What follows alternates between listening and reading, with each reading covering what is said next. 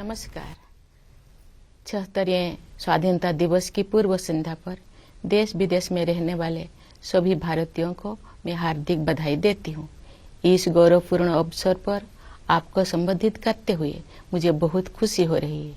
एक स्वाधीन देश के रूप में भारत 75 साल पूरे कर रहा है। 14 अगस्त के दिन को विभाजन विभीषिका स्मृति दिवस के रूप में मनाया जा रहा है।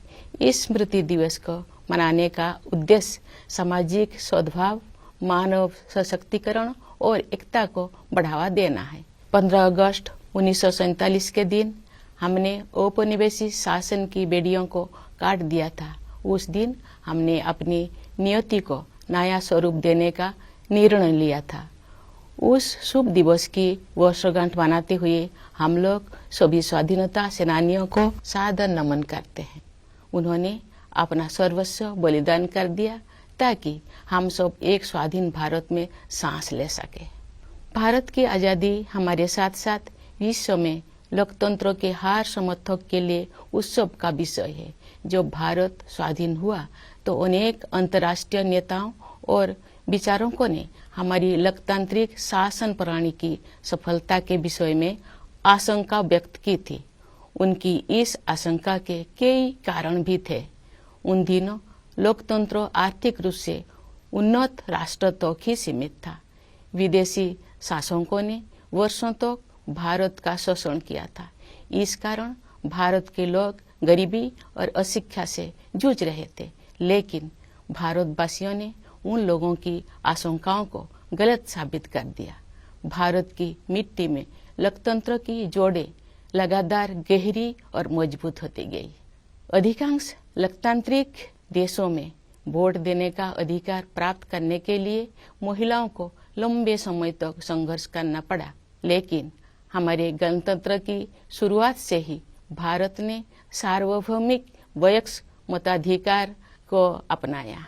इस प्रकार आधुनिक भारत के निर्माताओं ने प्रत्येक वयस्क नागरिकों को राष्ट्र निर्माण की सामूहिक प्रक्रिया में भाग लेने का अवसर प्रदान किया। भारत को यह श्रेय जाता है कि उसने विश्व समुदाय को लोकतंत्र की वास्तविक क्षमता से परिचित कराया। मैं मानती हूँ कि भारत की ये उपलब्धि केवल संयोग नहीं थी। सभ्यता के आरंभ में ही भारत भूमि के संतों और महात्माओं ने सभी प्राणियों की समता व एकता पर आधारित जीवन दृष्टि विकसित कर ली थी। महात्मा गांधी जैसे महानायक के नेतृत्व में हुई स्वाधीनता संग्राम के दौरान हमारे प्राचीन जीवन मूल्यों को आधुनिक युग में फिर से स्थापित किया गया। इसी कारण से हमारे लोकतंत्र में भारतीयता के तत्व दिखाई देते हैं।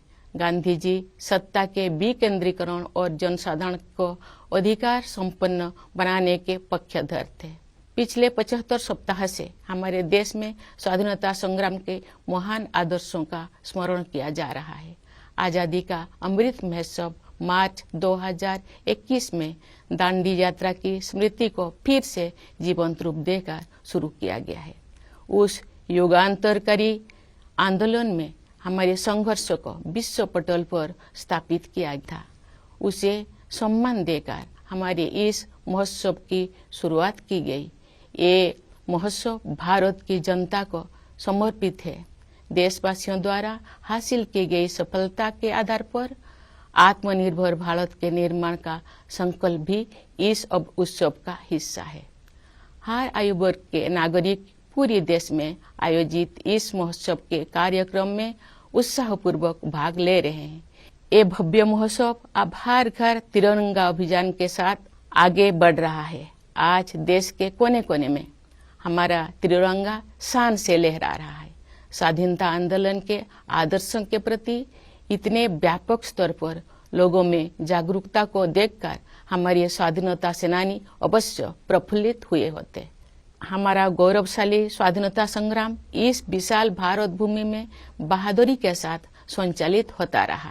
अनेक महान स्वाधीनता सेनानियों ने वीरता के उदाहरण प्रस्तुत किए और राष्ट्र जागरण की मशाल अगली पीढ़ी को सौंपे। अनेक वीर योद्धाओं तथा उनके संघर्षों, विशेषकर किसानों और आदिवासी समुदाय के वीरों का योगदान एक लंबे समय तक सामूहिक स्मृति से बाहर रहा। पिछले वर्ष से हर 15 नवंबर को जनजातीय गौरव दिवस के रूप में मनाने का सरकार का निर्णय स्वागत योग्य है। हमारे जनजातीय महानायक केवल स्थानीय या क्षेत्रीय प्रतीक नहीं है, बल्कि ये पूरे देश के लिए प्रेरणा का स्रोत है। प्यारे देशवासियों, एक राष्ट्र के लिए, विशेष रूप से भारत जैसे प्राचीन देश के लंबे इतिहास में 75 वर्ष का समय बहुत छोटा प्रतीत होता है, लेकिन व्यक्तिगत स्तर पर ये कालखंड एक जीवन यात्रा जैसा है। हमारे वरिष्ठ नागरिकों ने अपने जीवन काल में अद्भुत परिवर्तन देखे हैं। ये गवाह है कि कैसे आजादी के बाद सभी पीढ़ियों ने कड़ी मेहनत की, विशाल चुनौतियों का सामना किया और स्वयं अपने भाग्य विधाता बने।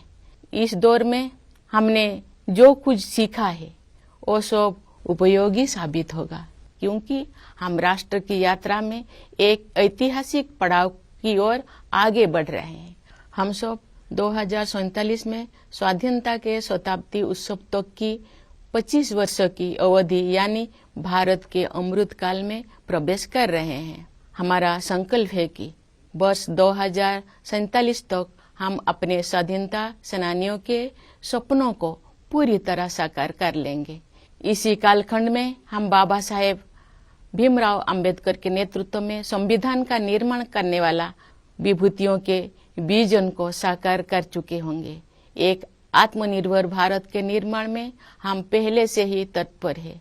वो एक ऐसा भारत होगा जो अपनी संभावनाओं को साकार कर चुका होगा। दुनिया ने हाल के वर्षों में एक नए भारत को उभरते हुए देखा है। खासकर कोविड-19 के प्रकोप के बाद इस महामारी का सामना हमने जिस तरह किया है, उसकी सर्वत्र सराहना की गई है। हमने देश में ही निर्मित वैक्सीन के साथ मानव इतिहास का सबसे बड़ा टीकाकरण अभियान शुरू किया। पिछले महीने हमने 200 करोड़ वैक्सीन कवरेज का आंकड़ा पार कर दिया है। इस महामारी का सामना करने में हमारी उपलब्धियां विश्व के अनेक विकसित देशों से अधिक रही है। इस प्रशंसनीय उपलब्धि के लिए हम अपने वैज्ञानिकों, डॉक्टरों, नर्सों, पैरामेडिक्स और टीकाकरण से जुड़े कर्मचारियों के आभार हैं। इस आपदा में कोरोना योद्धाओं द्वारा किया गया योगदान विशेष रूप से प्रशंसनीय है। कोरोना महामारी ने पूरे विश्व में मानव जीवन और अर्थव्यवस्थाओं पर कठोर प्रहार किया है। जब दुनिया इस गंभीर संकट के आर्थिक परिणामों से जूझ रही थी, तब भारत ने स्वयं को संभाला और अब पुनः तीव्र गति से आगे बढ़ने लगा है। इस समय भारत दुनिया में सबसे तेजी से बढ़ रही प्रमुख अर्थव्यवस्था में से एक है। भारत को स्टार्टअप इकोसिस्टम का विश्व में ऊंचा स्थान है। हमारे देश में स्टार्टअप्स की सफलता, विशेषकर यूनिकॉर्न्स की बढ़ती हुई संख्या हमारी औद्योगिक प्रगति का शानदार उदाहरण है। विश्व में चल रही आर्थिक कठिनाई के विपरीत भारत की अर्थव्यवस्था को तेजी से आगे बढ़ाने के श्रेय सरकार तथा नीति निर्माताओं को जाता है। पिछले कुछ वर्ष के दौरान फिजिकल और डिजिटल इंफ्रास्ट्रक्चर के विकास में अभूतपूर्व प्रगति हुई है। प्रधानमंत्री गति शक्ति योजना के द्वारा कनेक्टिविटी को बेहतर बनाया जा रहा है। परिवहन के जल, थल, वायु आदि पर आधारित सभी माध्यमों को भलीभांति एक दूसरे के साथ जोड़कर पूरे देश में आवागमन को सुगम बनाया जा रहा है। प्रगति के प्रति हमारे देश में दिखाई दे रही उत्साह का श्रेय कड़ी मेहनत करने वाले हमारे किसान व मजदूर भाई बहनों को भी जाता है। साथ ही व्यवसाय की सूझबूझ से समृद्धि का सृजन करने वाले हमारे उद्यमियों को भी जाता है। सबसे अधिक खुशी की बात है कि देश का आर्थिक विकास और अधिक समावेशी होता जा रहा है तथा क्षेत्रीय विषमताएं भी कम हो रही है। लेकिन ये तो केवल शुरुआत ही है। दूरगामी परिणाम वाले सुधारों और नीतियों द्वारा इन परिवर्तनों की आधारभूमि पहले से ही तैयार की जा रही थी। उदाहरण के लिए डिजिटल इंडिया अभियान द्वारा ज्ञान पर आधारित अर्थव्यवस्था की आधारशिला स्थापित की जा रही है। राष्ट्रीय शिक्षा नीति का उद्देश्य भावी पीढ़ी को औद्योगिक क्रांति के अगले चरण के लिए तैयार करना तथा उन्हें हमारी विरासत के साथ फिर से जोड़ना भी है। आर्थिक प्रगति से देशवासियों का जीवन और भी सुगम होता जा रहा है। आर्थिक सुधारों के साथ साथ जन कल्याण के नए कदम भी उठाया जा रहे हैं। प्रधानमंत्री आवास योजना की सहायता से गरीब के पास स्वयं का घर होना अब एक सपना नहीं रह गया, बल्कि सच्चाई का रूप ले चुका है। इसी तरह जल जीवन मिशन के अंतर्गत हर घर जल योजना पर कार्य चल रहा है। इन उपायों का और उसी तरह के अन्य प्रयासों का उद्देश्य सभी को, विशेषकर गरीबों को, बुनियादी सुविधाएं प्रदान करना है। भारत में आज संवेदनशीलता व कोरोना के जीवन मूल्यों को प्रमुखता दी जा रही है। इन जीवन मूल्यों का मुख्य उद्देश्य हमारे वंचित, जरूरतमंदों तथा समाज के हाशिए पर रहने वाले लोगों के कल्याण हेतु कार्य करना है। हमारे राष्ट्रीय मूल्यों को नागरिकों के मूल कर्तव्यों के रूप में भारत के संविधान में समाहित किया गया है। देश के प्रत्येक नागरिक से मेरा अनुरोध है कि वे अपने मूल कर्तव्यों के बारे में जानें, उनका पालन करें, जिससे हमारा राष्ट्र नई ऊंचाइयों को छू सके। प्यारे देशवासियों, आज देश में स्वास्थ्य, शिक्षा और अर्थव्यवस्था तथा उनके साथ जुड़े अन्य क्षेत्रों में जो अच्छे बदलाव दिखाई दे रहे हैं, उनके मूल में